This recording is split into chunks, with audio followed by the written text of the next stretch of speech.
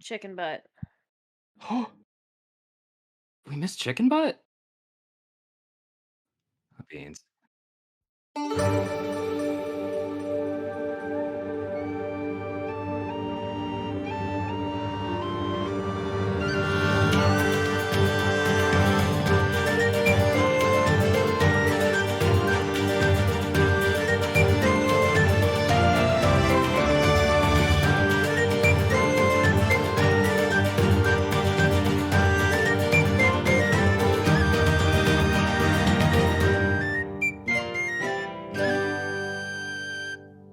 The 763rd Bitter Litany, Chapter the 4th, Meetings, in which a number of our personages of consequence meet one another to discuss goings-on. The Sangark in absentia Anatel took a ride from the Citadel offices of the Administratum to the city residence of Count Cecil Dunes in the third best carriage of Marquis Bahamut Imperialis. Given the recent condemnation of the High House and the Marquis's refutation of it, one would be given to wonder what they would find between themselves to discuss, though in idle hours since, Lord Bahamut has been overheard in discussions with his admirers, musing on what keeps the Empire undying, and how one might become a part of it. Obedience to the will of one's betters was among the replies collected, though it does not seem that Bahamut Imperialis truly believes that is what the voice of the Sangark meant.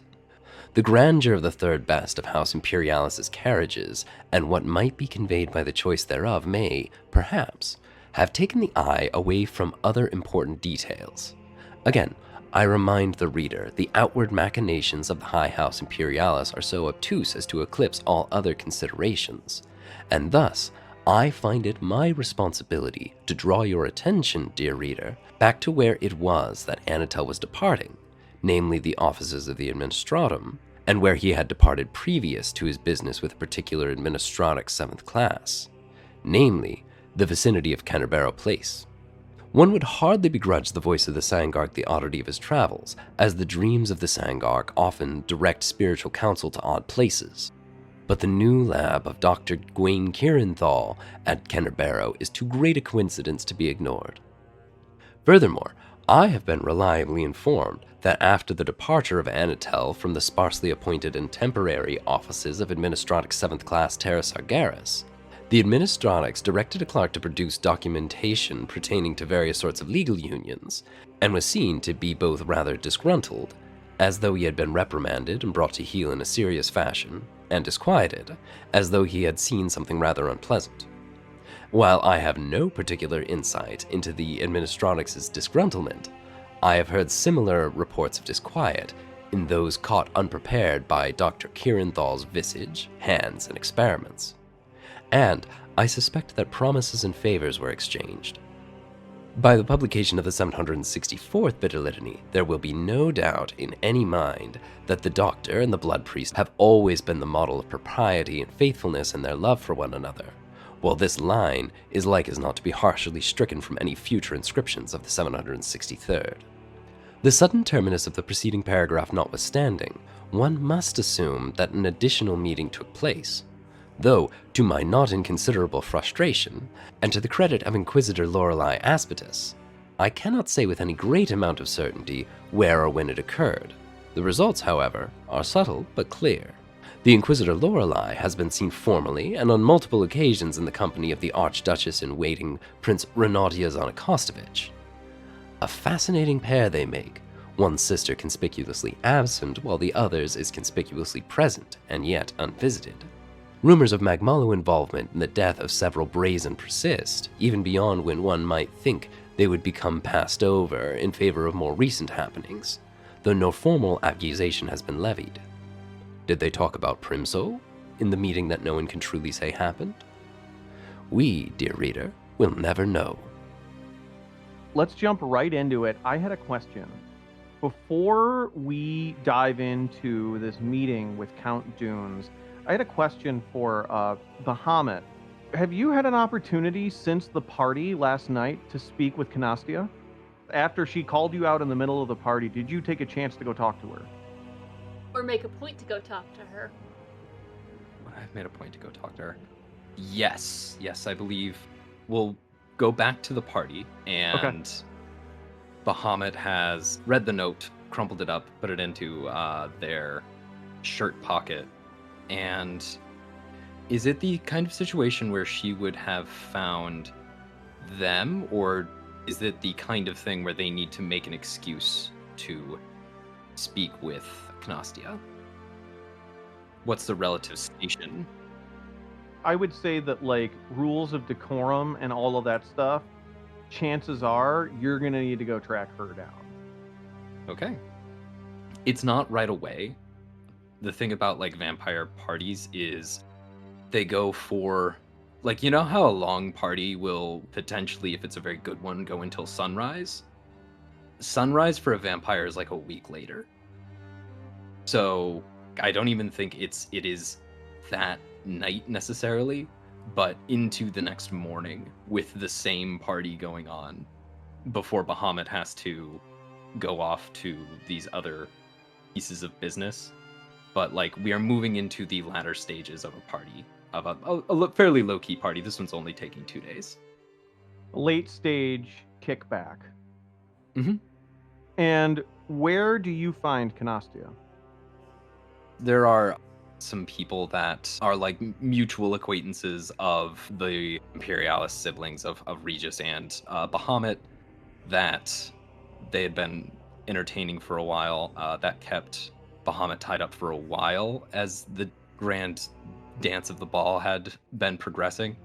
And during a kind of dance that allows for this fluid exchange of partners as you're swapping between people, instead of staying within that group, within that circle of about a dozen people that are around that same general prestige, Bahamut had made their way to the outside of that group and then away out of that group over the course of, say, an hour, eventually making their way over to where Canastia is dancing. And they are, making their way through a few people before finally being able to like make a very smooth handoff, one partner to another, and finally getting a chance to dance with Canastia. Marquis Bahamut, you finally see fit to come my way? To what do I owe the pleasure? Well, the pleasure is of course all mine, and if anything, we owe this pleasure to another wonderful Imperial victory that my brother managed to win for us yet again. And where then, geographically, would you say this victory took place? Out of character. Do I know that? I think that it could even be that your lack of a frame of reference for where this battle took place could be reflected both in character and out of character. My brother has a tendency to charge about. He covers a great deal of countryside. One victory is much like another in this great dance of the Pax Vitae Infinitum and its acceptance across our lands. You, Marquis, for too long have been playing at supporting warfare and have forgotten that unfortunately the grand game of politics is not a land grab, nor is it a body count. And she lifts a hand and snaps her fingers very quickly, and the musicians instantly change to a slow single partner waltz, so that there will be no handoffs for probably 10 to 15 minutes. A wonderful tune. One of my favorites. Makes me think of my mother. I detest it, but it is long enough. It is at this point you notice that she has held your gaze for the duration of this brief foray. You've been dancing with her for about a minute before she changed the music, only looked away to change the music, and then back to you. Let me be very clear. This gaze holding is uncomfortable. You are used to, as probably one of the most beautiful people in the Empire, you are used to people wanting to hold eye contact with you for a very long period of time. This is not that. She is drilling through your irises into your soul every time you connect eye contact with her. You haven't probably had a lot of opportunity to interact with Azana Kostovich. Holy shit. what they say is true. They are powerful fucking vampires. I think as they are dancing, Bahamut is going to attempt to return that stare. Gonna try and match intensity. Tell me if you agree. Let But this me feels get- like put someone in their place. Mhm. Oh, totally. Or it could be read someone's face. We're gonna go with put somebody in their place. Okay. This is an iron roll. You think this is iron? Okay. Yeah. That is an 8.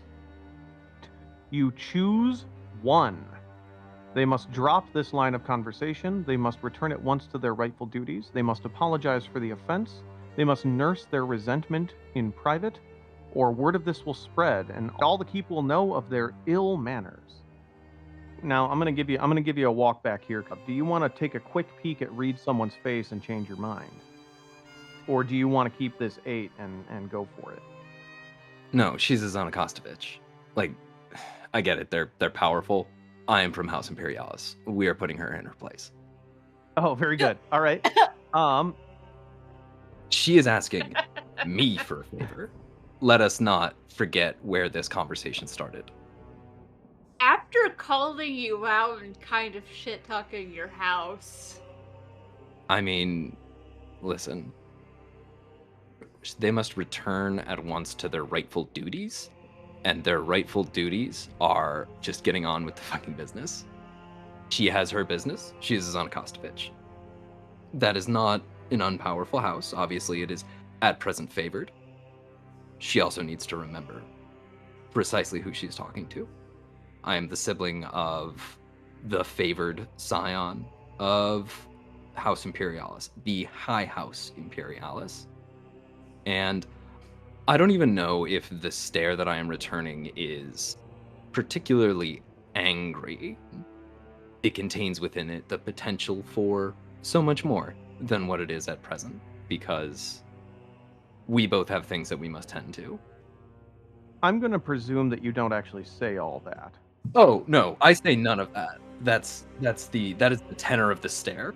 A very specific stare, but vampires, they have a long time to practice their very specific stares. What's funny is that this is a 15-minute song. That stare could have gone for a full 2 minutes. I think it is a long eye contact because I think that she tries to hold for a second and it kind of turns into a game of chicken. And then she is the one that does flinch. Precisely so. And you can even see, like, her stare returns back, like, yes, you're part of the High House Imperialis, but don't forget, I'm a count and you're a marquis. There's some power flexing here. Like, in order to trump her, you would have to call daddy, but then also she is asking you for the favor. Like, you see all of this play out. If anyone was watching both of you very closely, which no one is, which is rare for you. She's a countess to a dead count. Dead 300 years now. Immortal. If anyone was watching, they would see this entire conversation play out like two samurais staring at each other. She is the one that flinches. And then finally she speaks up. I do have something for you. And she gracefully, as part of like the dance, reaches into her dress and pulls out a letter and clasps it in your hands. This was meant for my sister. It was addressed to the daughter of Zanakostovich. And I thought, because it concerns the duties of the House Most High Imperialis, which she uses the extra formal conjugation of the House Most High, because it concerns the duties of the House Most High Imperialis, that you would be especially interested in the information contained within. I told you that there is an injustice having been done. And I think it concerns perhaps you specifically, but perhaps also the entire empire. I shall treat it as a matter of the utmost seriousness. I appreciate your trust and your care and your service to the empire in bringing this to my attention. This is not trust and care. You are the only person who can do something about this. Just so. Indeed. You are, after all, the most favored sibling of the scion of the High House Imperialis. You are the one person in the Citadel who has captured the ears and hearts of most of the nobility here. And then she leans in, and you can tell she's delivering. She's coming in for a sucker punch. You are also one of the highest-ranking supporters of the cleansing of Norequis. I am at that. Pause. This matter shall be. Yes. Is this new information? I just forgot. Is new information that's even on the table? I would say this is about 4 to 6 weeks old information, but I just gave it a name. One Yeah. of Zad's things is that Zad really wants the Empire to invest in renewals as essentially a form of weapon of mass destruction. Yeah, I didn't remember that at all. That's one of the tensions within House Imperialis in particular, is there are some factions within that are probably really, really upset that a renewal was used in Primsol, because they see their function as something that is fundamentally different than what those who are in favor of the cleansing are, which is for Bahamut, it's not necessarily about cleansing so much as a matter of tactics. It's about we have developed this tool. The fact that we are not employing it is putting an undue burden on ourselves. But that's more or less an accurate read. There are people who are more hardline. There are people who would literally use a renewal on every square inch of the continent in order to make it right for Imperial takeover. It goes even more extreme. Life is cheap, but it's not free, is kind of I don't know how I didn't catch Bahamut's that or miss position. that or whatever. I don't know how. Yeah, It's a month ago. Bahamut's pretty evil. There's a lot of information here. No! Yeah. So Bahamut is all for the strategic application of genocide. Of tactical Gotcha. nukes. Genocide applied Yeah, directly to the forehead. he would drop atomic bombs if we had them.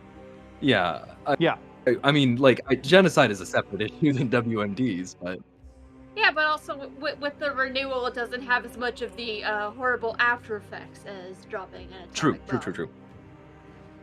Bahamut raises an eyebrow. This is not a discussion that gets out of House Imperialis over much. And I think also Regis is not a fan of renewals. And so, in keeping with one of my spare principles, that I am never to openly contradict my parents or the heir, Bahamut looks at Canastia and says, "Certainly opinions have been voiced, but even as we perpetuate ourselves in unlife, it's important to know that opinions can be changed, and that there are appropriate places to have some discussions, and inappropriate places to have others. Is there anything else that I can do for you this evening?" Yes, be mindful. The assault on Dunes is an assault on us all. You'll see. Bahamut genuinely smirks, because it's the guys at Dunes. It is at this point that you feel the sensation of the music sort of catching up, and then the dance is over and she moves on. Okay. And I think that is when Bahamut takes the opportunity to go, and unfortunately the two best carriages are taken, and so that's when we see them get into that grotesque Rococo gold carriage that they go and pick up Anatel in later. Do you take a moment to read the letter? Yes. It is addressed to the daughter of Xanakostovich, and it starts with, "You have rendered us aid and comfort for many years now, and we have finally returned the favor with important intelligence about the inner workings of the Imperial machine." It then goes into a lengthy discussion about some of the power dynamics at work in the high courts. That is to say, dukes, archdukes, etc. This information is not coming from an Imperial subject or nobility. This is intercepted heretical conversation. The most important thing, and the thing that you think that Canastia is getting at, one important paragraph towards the bottom. In summary, we believe that the diversity of leadership, the variety of approaches in combating cells and rooting out trouble within the Empire is the Empire's greatest strength. In fact, all efforts should be made towards encouraging the Empire, through whatever means necessary, to consolidate under a single Archduke or house. We have reason to believe that at least 2 houses are engaged in such politicking at current: the High House and the Ordo Principium. It is our opinion that all efforts must be made to ensure that. The first effort that we would make is, by any means necessary, to pick off members of the lowest of the houses, the House of Count Dunes, in order to render him vulnerable and eliminate that house altogether. This will give us a considerable advantage. Bahamut folds up the letter and puts it, folds it very carefully and puts it in, so underneath the big cape, they're wearing a vest, and the letter from Maximus Rex is crumpled up in one of the chest pockets. They slip that letter into an internal pocket on the vest that is behind the letter from Maximus Rex, and then stands up and opens the door. And lets Anatel in. Apologizes for being the third best. Do we want to go straight to the meeting with Count Dunes, or does someone else have a scene in mind that they would like to snag? I'm enjoying the drama. Let's continue then. Let's dive in. Let's meet Count Dunes. Anatel and Bahamut, you finally arrive at Count Dunes' sort of dormitories area.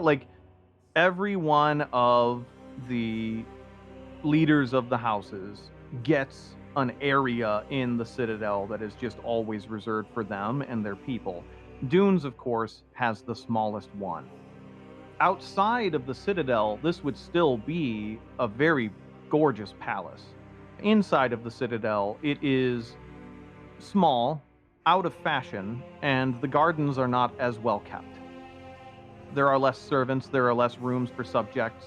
The subjects have to eat in the Citadel dining area instead of having a separate dining area for the subjects. Now, Count Dunes has his own dining area, of course, for him and when he's entertaining, but everyone else associated with him, they got to figure it out themselves. Most people go into the city and just hit up the food trucks. But you arrive, you approach the grand double doors of the entrance, and the guards bid you welcome. It's obvious that you are there on business. The doors come open, and the usher announces both of you by name to Dunes. He is not in court, but he has the table set up for court later tonight, and he is enjoying a brief dinner along with some wine. Completely alone, like a psycho. Dunes is a vampire, make no mistake. The man is ultimately a vampire. So he is pale, but his face he was turned later in life, and so his countenance is wrinkly, like late middle age.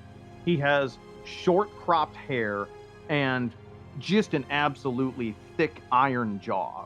He looks like if you've ever met a car salesman that clearly wrestled when he was in high school, that's the kind of build that I'm thinking. Yeah, very specific. How many wrestling car salesmen have you met that's an archetype you can think of? I'm in the Midwest. Many. We are in the Midwest, I was about to say. Is that just normal for you? Yes. It's that and corn. That's our Yeah. life. You go into farming Corn, and sell soybeans. cars. Don't forget the pigs. Man, I love being over here in New England. Y'all got weirdos. He is just wearing a nice silk shirt and a relatively fine day vest, but it is still just a day vest. He is kind of a plainly dressed, plays at being salt of the earth kind of count, which is very off-putting and does not fit in to the Citadel whatsoever. And he looks up, and he motions with a single hand that you come and join him, and he says, "Oh, come on over and sit." My good Count, it is so nice to meet you in person finally. I've spoken many times with your relative Doric, and he left quite a good impression. So I would be happy to join you at this table. Anatel, you old so-and-so, come on and have a seat. Would you like some wine? I would indeed. Thank you very much. And what wisdom do we have from the great Sangark himself this fine and auspicious day? I'm gonna pointedly roll with this and not let Bahamut introduce themselves. Oh. And just, my good Count, it is truly interesting times, as I'm sure you would agree. And I wanted to speak to you about your house, and obviously times have been difficult for all of the Emperor's children, and of course, He immediately gets distracted by a servant while you're trying to engage in this conversation. Looks at him and says, "No, not that bottle, not that bottle. Bring on that one. Bring on that one. Would you like something out from the west? I'm thinking something from the west. What do you think, Anatel?" I think we should get something from Primsol. How about you? Primsol? Oh, they haven't had a good vintage since the renewal. What about you, friend from the High House? And he looks over at over at Bahamut. You look like someone who knows wine. I know it quite well. What would you recommend? We have here something of an impasse. My dear friend Anatel, with whom I have corresponded and who knows my family and friends, believes that we should have something from my wonderful little burg, my curious little corner of the Empire, Primsol.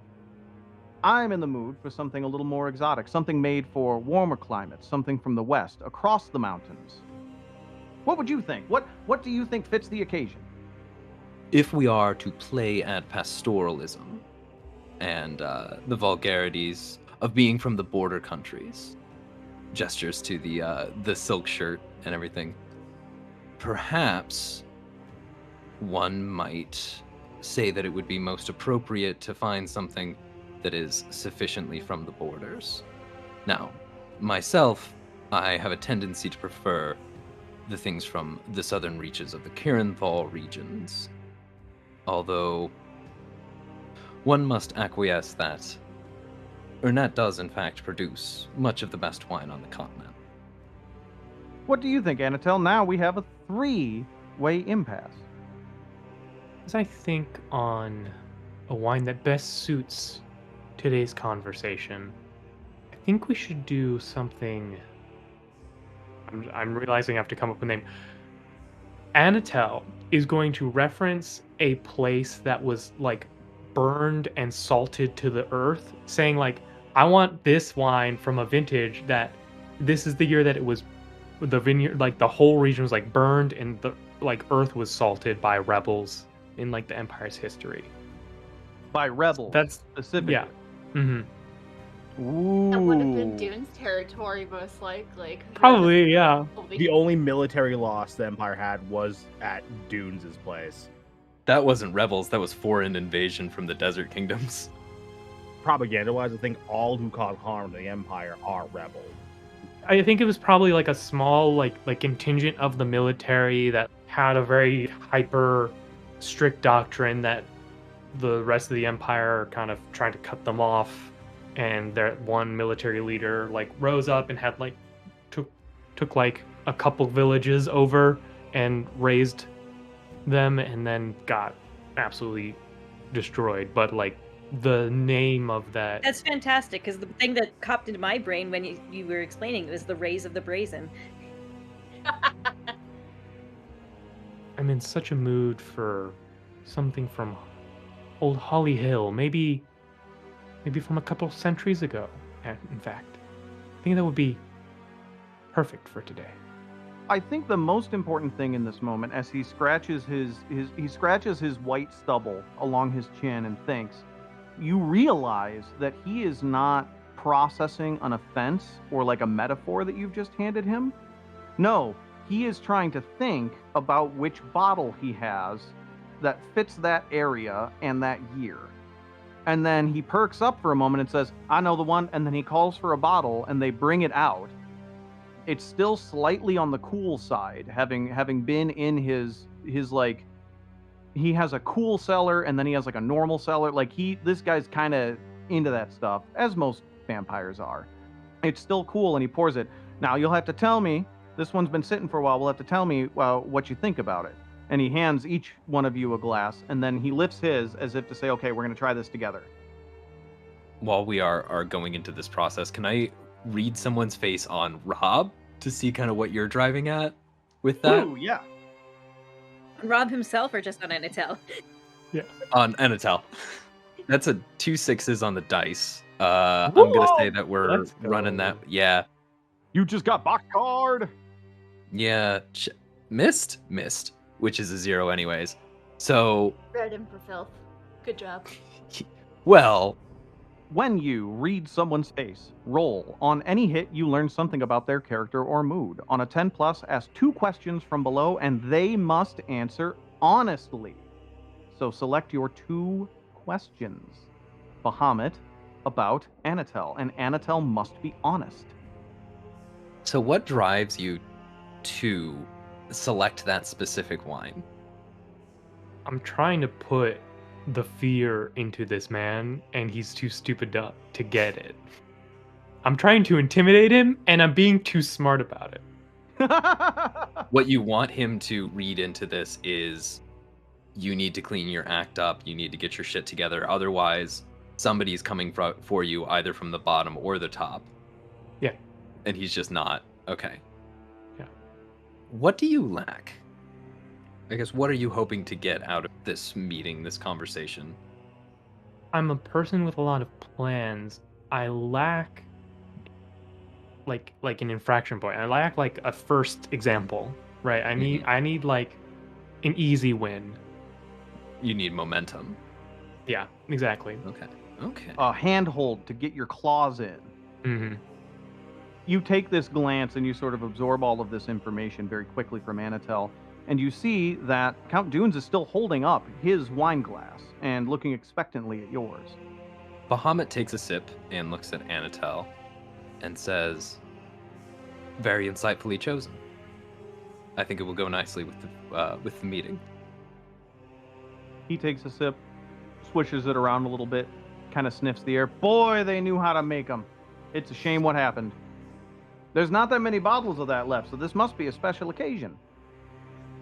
Well, it certainly is an occasion I hope you don't have reason to have again, let us say.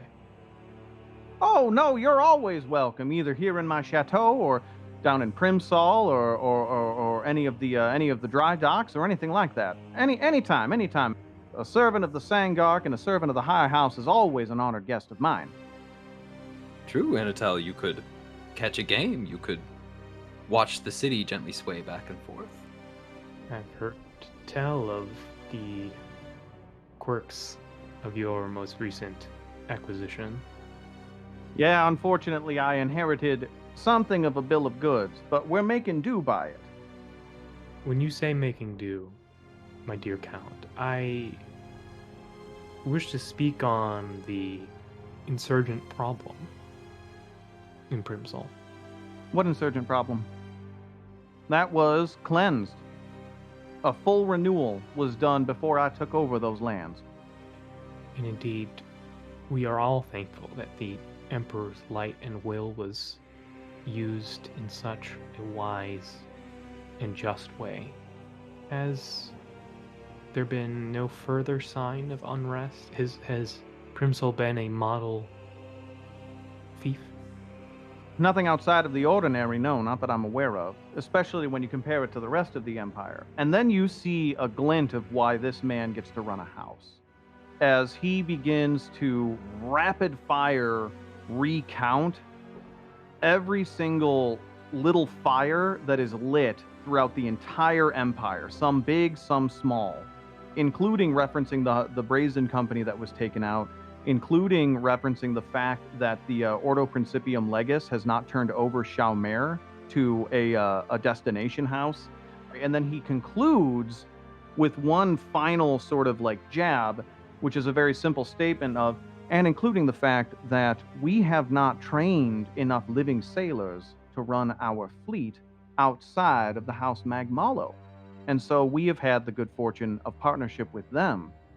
But unfortunately, until such a time as the Ordo Principium gets their act together on that front, we will be unable to control the seas. And to that end, how then do we lend support and growth to the new jewels of the South, these cities of Shalmer and Ernet? Insightful as always. I'm glad that your correspondence clearly was written by your own hand. It sounds as though you desire closer collaboration with the Order Principium. As a representative of the church, I would be happy to try and help that collaboration. He doesn't ice you out when you say that. He nods cordially at you with some pretty firm eye contact, and then he turns over to Bahamut and says, "And is that the purpose of the High House's visit here? Because I cannot expect a marquise from the High House Imperialis to come visit me on a social occasion.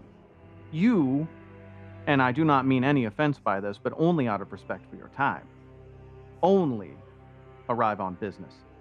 Of course. A member of the High House goes out and about on little else besides business.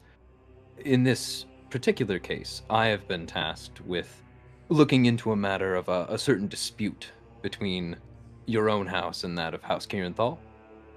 He slaps his hand on the table and then throws a hand up and then rolls his eyes all the way back into his head. This is done in sort of a pseudo-jovial, like, kind of goofy manner. Like, there is something very disarming about the way this man interacts that is not common on the Citadel. And he leans back and he says, "Oh, that old thing? I don't even understand why we need to have a hearing about it.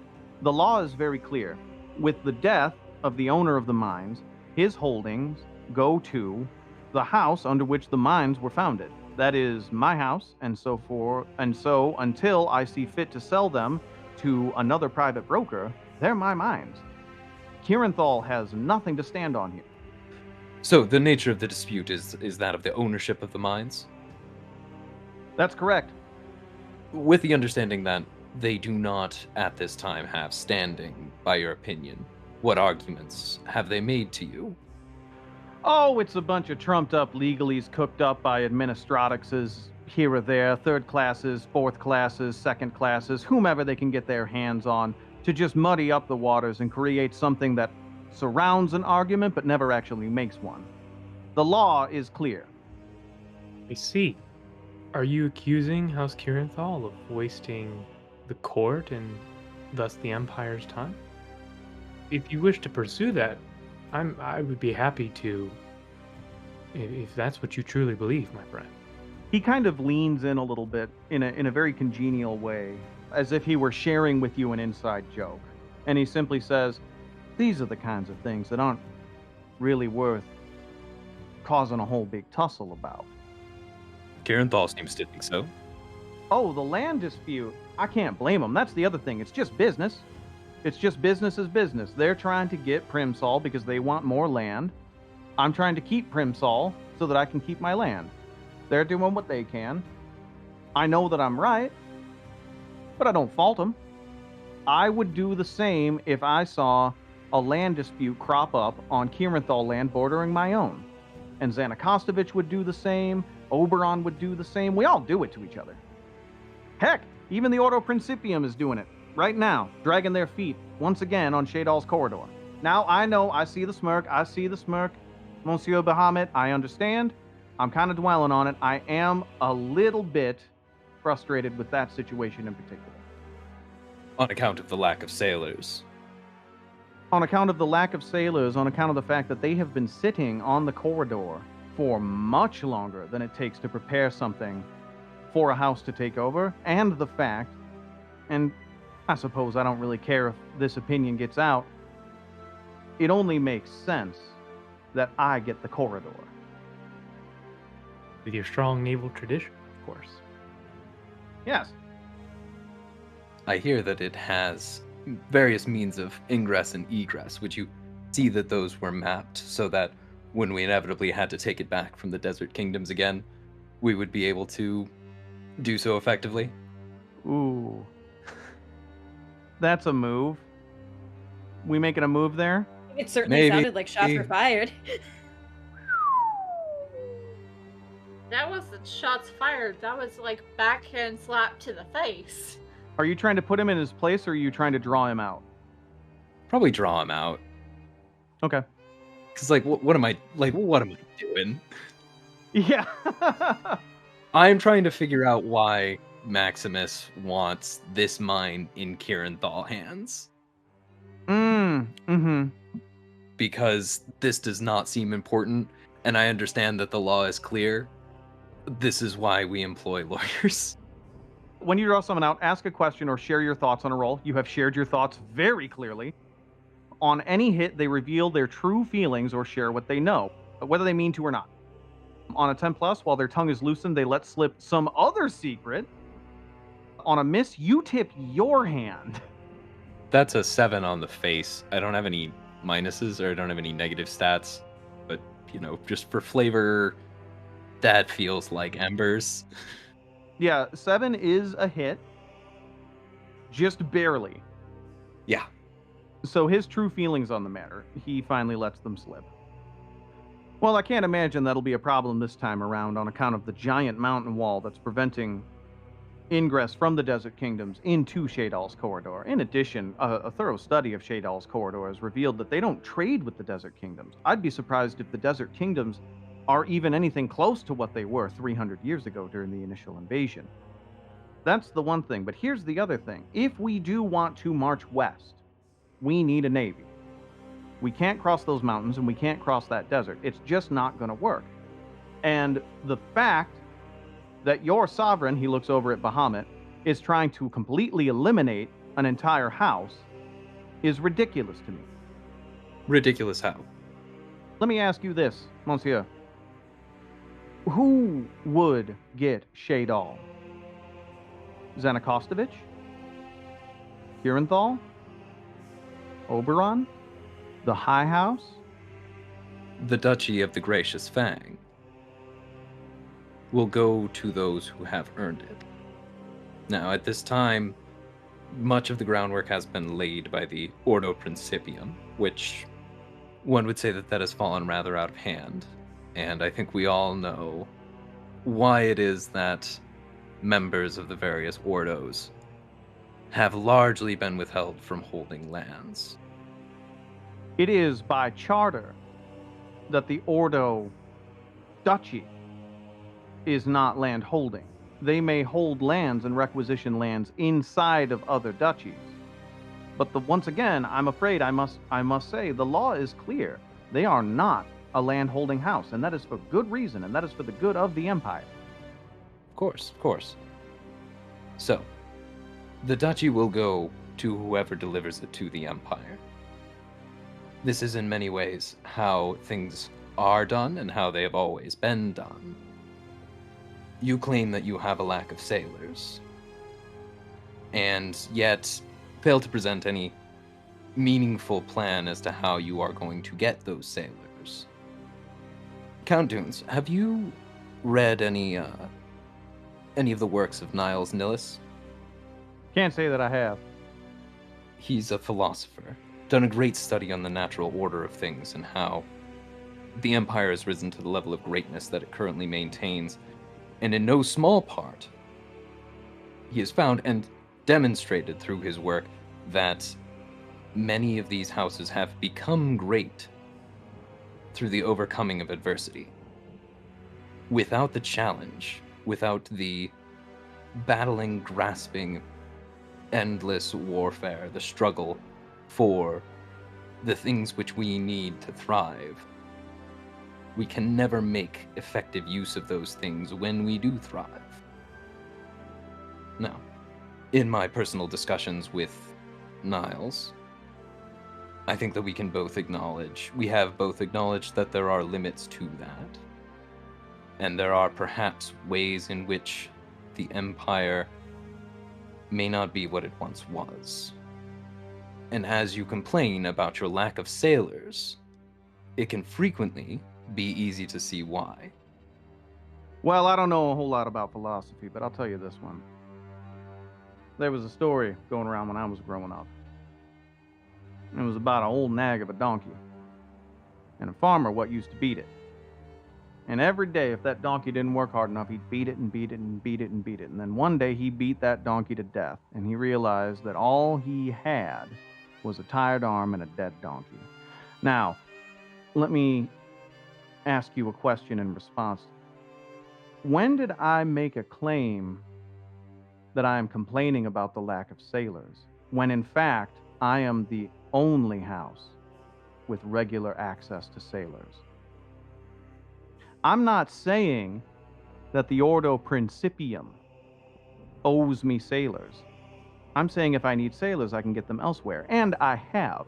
What I am saying is the Ordo Principium is engaging in politicking beyond their station rather than providing the dukedoms what they need to succeed. And it's not just me, it's all of them. So you suspect collusion between the Ordos and the High House, and one would presume also House Kieranthal? You have been listening to Game Movement, a creative storytelling collective building a world one game at a time. This week we have been playing The Bitter Litany, a Powered by the Apocalypse game of tragic fantasy intrigue by Luke Jordan, which is still in development as we play it, but keep an eye out for it soon. This week our players are the core cast of myself, Brianna Jean, TT Benjamin, Robbie Rowling, Zach Yolen Green, Emily Anderson, and Lex Olden. If you like what we're doing, feel free to leave us a review on your favorite podcasting app, and you can support us over on Patreon at patreon.com/GameWoven, as well as supporting the network we are a part of, which is the One Shot Podcast Network, where we have just some truly amazing shows that we get to be affiliated with. And if you're looking for something to listen to, go check them out.